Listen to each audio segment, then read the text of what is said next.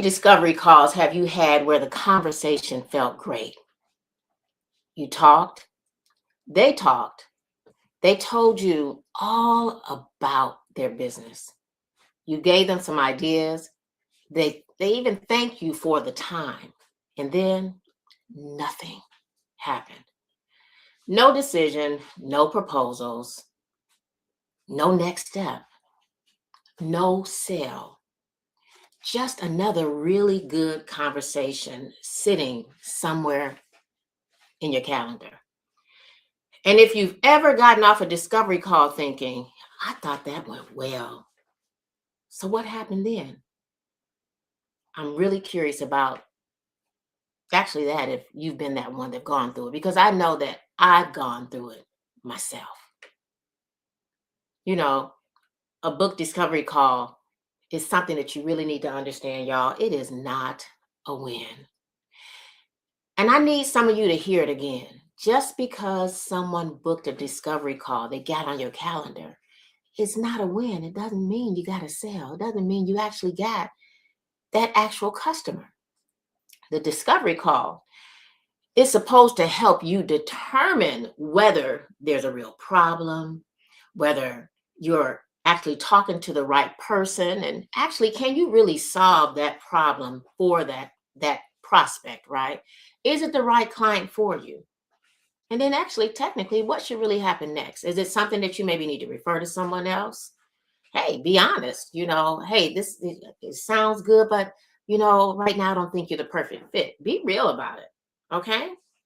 And I see that a lot of consultants and service providers, discoveries calls have actually been something drastically different than what they want. And I'm telling you this because I know about it firsthand. I've been that one. I've been there. I've had a good conversation, but I've had the conversation with no structure whatsoever. What, look at me getting tongue-tied, y'all, whatsoever, right? No consistent questions. I didn't have a qualification process. No clear transition. Nothing was defined, is what I'm trying to tell you. And sometimes you find that you're on this call and you're giving them so much as a consultant or service provider, you're giving them so much consulting on that call that the prospect actually leaves with more than enough information to go ahead and solve the problem. So what was the discovery call all about? For those of you who may not know me, I'm Danette Moss, business growth and operations expert, also known as the strategy lady. And I collaborate with consultants and service professionals. I work with them to simplify, automate, systematize, and streamline their operations. That's 4 steps that spell SaaS. So they can stop, drowning in the back end and build businesses that run on what I like to say, rinse and repeat systems. So here's what this discovery call leak looks like. A prospect books a call.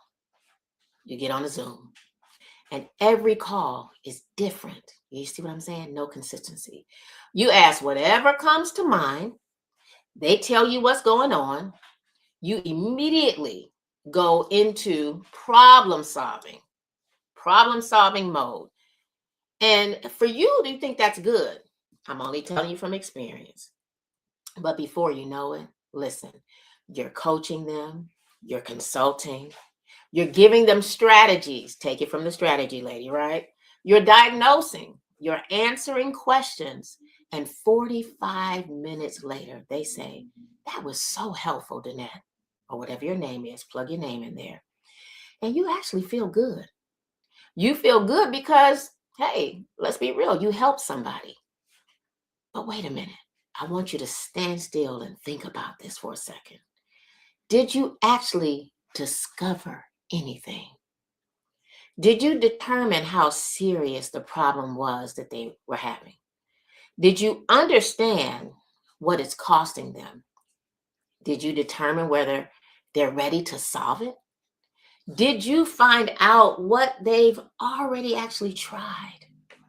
Did you determine whether they're actually a good fit for your offer? I mean, you had a discovery call, right? Did you even establish what happens next? Or did you just have a really good conversation? Because those are not the same thing. I want you to understand what a discovery call is as opposed to all that stuff I listed with you. And here's another version of this leak, just in case you're one of the ones that may say you had all the questions, you asked the questions, but they're stuck up here where? In your head. You know, I always talk about writing a vision and make it plain so them to see it can run with it. They're stuck up in your head. There's no discovery framework. There's no intake information connected to the call. There's no qualification process. You're just talking to any and everybody. There's no consistent place where the information gets actually documented. And then there's no follow-up, what we like to say workflow or automation connected to what happens after the call. So every single discovery call depends on how you prepare, how you prepare what's going to happen on that day, not anything that's consistent. And listen, when you have a discovery call, it all ties into what we like to call your sales process. And I want you to know when you do it that way, that's not a sales process. It's, improvising, or some people may say improvisation, right? You're just going through it, right? And improvisation is hard to measure, y'all. It's hard to improve. And it's almost impossible to scale. My hope is that you're in business to grow, to scale, right? So why does this leak actually matter? Here's why. Your discovery call sits right in the middle of the sales infrastructure. It really does. Think about it. Somebody discovers you. They become interested. They raise their hand or they comment whatever word you decide you put in for them to comment for you all to connect. They become interested. They book a time with you. And now you've got them sitting right in front of you, telling you what happens in their business. That conversation should give you the information needed to make a decision. Can I help this person? So it's flipping to you, right? The business owner, the consultant, the service provider. Can I actually help this person? And what's the right next step? But when the discovery process is leaking, those qualified opportunities can walk right through your business and you miss it. Not necessarily because they weren't interested, and not necessarily because your offer wasn't good, but because there was no clear process moving the conversation forward. You get it? Now, that costs you something when you go with it like that. The discovery call leak costs revenue when you do it that way. You can have plenty of calls, I'm telling you now, on your calendar and still have an empty pipeline. An empty pipeline if those conversations aren't moving anywhere. It costs you time. And if you spend 30 minutes, 45 minutes, 60 minutes on a call when people or with people that you've actually never qualified in the first place, you're using your most valuable resource on conversations that should have been filtered before they reach you. And it costs you clarity because when every call is different, you don't know why people are buying or why they're not. Was it the offer? Is a question you want to check and ask yourself. Was it the price? Was it timing? Were they not qualified? You got to know these things. Did they not understand the value? Did they? Did you never actually ask for the next step? We don't even ask in most cases. Been guilty of it. Do you actually know those things? Do you know the answers to those questions? And if you don't know what happens inside your discovery process, you cannot improve it. And here's the one I really want consultants to pay attention to. It can cost you your expertise. And what do I mean by that? It can cost the expertise. Why? Because your discovery calls routinely turn into unpaid consultant sessions. Again, I told you, I asked me how I know. That was me. Because you end up training the prospects to receive your thinking that they've actually become the client. They're getting all the goods up front. Discovery is a diagnosis. It's not you giving them free information. It's not a free delivery. And in most cases, we end up doing that because we don't have that process in place. So let's go ahead and let's fix the leak. Here's the SaaS fix. First, as always, simplify. You need to get clear about what the discovery call is actually supposed to accomplish. Do you know what it's supposed to accomplish? Not 12 things, just a few things. Don't clutter it. Don't overcrowd it. You need to understand what is happening. What do they want instead? What's standing in the way? How urgent is the problem? Are they actually ready to solve it? And are they a fit for your offer? I hope you got an offer because you need one. And are they really, is this appropriate, right? Do you have an appropriate next step in a nutshell? That's it. Don't overcomplicate it, okay? And then I want you to understand that you've got to simplify the purpose of the call before you try to actually even improve your call. This is why you write things down. Second, systematize it. And I always tell you, we talk about SaaS, simplify, automate, systematize, and streamline, but they may not necessarily come in that order. So this is why systematize is coming after simplify. Listen, stop reinventing the wheel. Your discovery process needs to be consistent. You don't need to reinvent your discovery process every time somebody gets on your calendar. Create a repeatable discovery framework. Your questions should guide the conversation through a logical sequence. The problem, the impact, the desired income and outcome, actually, the gap, the readiness, the fit, and then, of course, the next step. And document the answer. You know what you offer. And when people come to you, you know what it is you're trying to deliver as well. Because the information you gather during the discovery call should not disappear when that Zoom actually closes or whatever which way you have them on the call.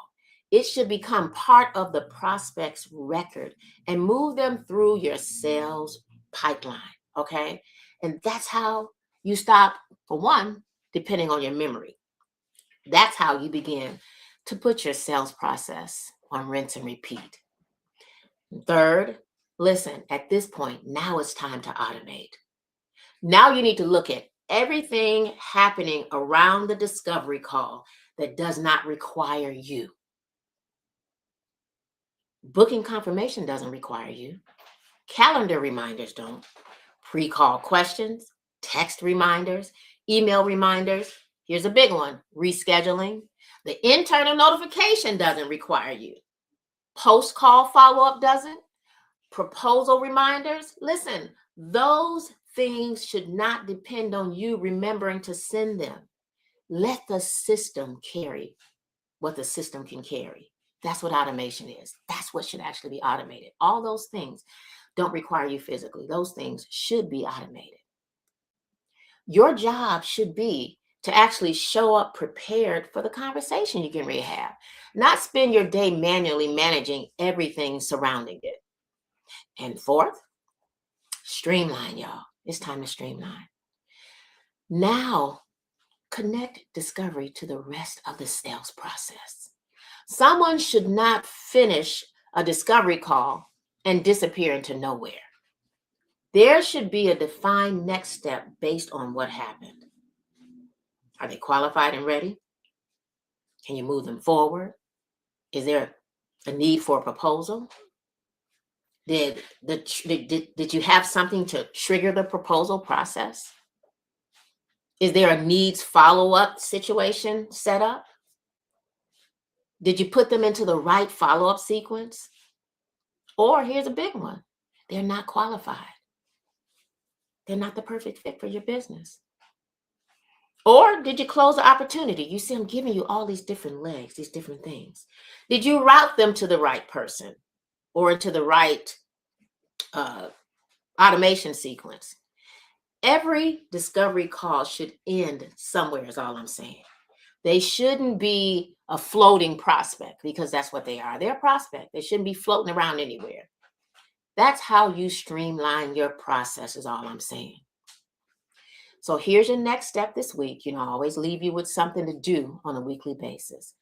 I want you to go back and look at your last 5 discovery calls. And if you hadn't had any, use this. Go back and listen to this replay and begin to lay it out correctly. But go back and look at your last 5 discovery calls. Not 50 of them. Don't overwhelm yourself. Just 5. And ask yourself these questions. Did I know why they booked before we got on the call? Did I follow a consistent discovery process? Did I uncover the actual problem? Did I understand the impact of that problem? Did I determine whether they were qualified? I always like to say that's a big one. Did I spend too much time consulting instead of discovering? Did we leave the call with a clearly defined next step? And here's another big one. And I talk about it because we talk systems, although we never get tied up into tools. But when you're dealing with discovery calls, at this point, you should have some sort of tool. So can I look inside my CRM or my pipeline right now and tell you exactly what happened to each of those 5, here we are, opportunities? If the answer is no, there's your leak. There's a leak, y'all. Because sometimes the problem isn't that you need better discovery questions. Don't get caught up in that. The problem is that the discovery is disconnected from everything around it. The calendar isn't connected to the CRM for some of us. The intake form isn't connected to the contact record or the calendar. Nobody gets on my calendar until they come through and they fill out a questionnaire. And in some cases, intake for some situations. The call isn't connected to the pipeline is a big one. The pipeline isn't triggering a follow-up. The proposal process isn't connected to the opportunity pipeline, the sales pipeline. So you're manually carrying the prospect from one step to another. And that is exactly how leads get lost. That is exactly how warm prospects actually go cold. And that is exactly how a business owner ends up saying, I know I've talked to a lot of people. I just don't know what happened to everybody. Nobody's signing up. I'm not getting any sales. And listen, that's not a lead problem. That's an operational leak inside of your sales process. So here's another question that I want to leave you with, because I know I drop a bunch of them all the time, and this is what it is. Are your discovery calls actually discovering what your prospect needs and moving the qualified people toward a decision? Are they? Or are you just having a really good conversation? Is that the case? Because a good conversation, y'all, it may feel good, but a business cannot build predictable revenue on conversations that go nowhere. Your discovery process needs structure. It needs a next step, and it needs a system behind it. And that's how you stop manually carrying prospects through your sales process. That's how you put your sales process on rinse and repeat. And as I always say, that's how you get your SaaS on in your business. Now, before we go, if listening to this made you realize that maybe the leak isn't your discovery call, but maybe you're getting people on the calendar, but you're not sure where the breakdown is happening between those conversations that you're having, the follow-up, the proposal, and the sale, let's talk about it. I'm opening up a limited number of private discovery calls where we can look at it together, what's actually happening in your business, where they're trying to go, and where your systems may be getting actually in the way, if you have them and if you don't. This isn't about, sitting down with me and we go through a generic checklist, okay? we're going to be talking about your business. If you want one of those spots, the link, let me go ahead, it's going to be dropped. The link is going to be dropped actually in the comments, but I'm going to also share it on the screen here with you. I want you to go ahead and go over to discoverwithdanette.letstalkstrategies.com. The link is actually going to be in the first comment as well, but you see it here on the screen. Grab your spot. Go ahead and grab your spot. If you want to get it, there's a limited number of seats. Okay, I don't have a whole lot. And there's a reason behind that. We're going to be talking about your business. So grab it while those slots are available. And one more thing, actually, before we wrap up. I've actually been here in the local Cleveland metropolitan area. I mentioned last week that I had a chance to come and enjoy my 40th class reunion. And I'm hanging out for a while here. If you're in the Cleveland and the surrounding Northeast Ohio area, I'm back. I'm here. I'm going to be hanging out. And y'all, I'm going to be hosting the Get Your Sass On Live meetups around the metropolitan Cleveland area. It's not going to be a stuffy environment. Listen, we're going to be connecting with other business owners. We're going to be talking business, and we're going to talk some systems and have some real conversations about what it takes to build a business that doesn't require you manually carrying everything. So if you're here in the Cleveland area and you want the meetup details as I release them, right? Type SASS, S-A-S-S in the comment section, and I'll make sure you get that information. And yes, listen, I do want you to bring a business bestie. Invite someone else in business that needs this. Let's connect while I'm here at home. I'm going to be here for a couple more weeks, and I'd love to connect with you. Love to walk you through what it means to get your sass on. All right, y'all. Until next time, let's simplify, automate, systematize, and streamline. Let's put your business on rinse and repeat. Let's go ahead and get your sass on in business. This is Danette Moss, business growth and operations expert, aka the strategy lady over at Let's Talk Strategies and Digital CEO Systems. Take care.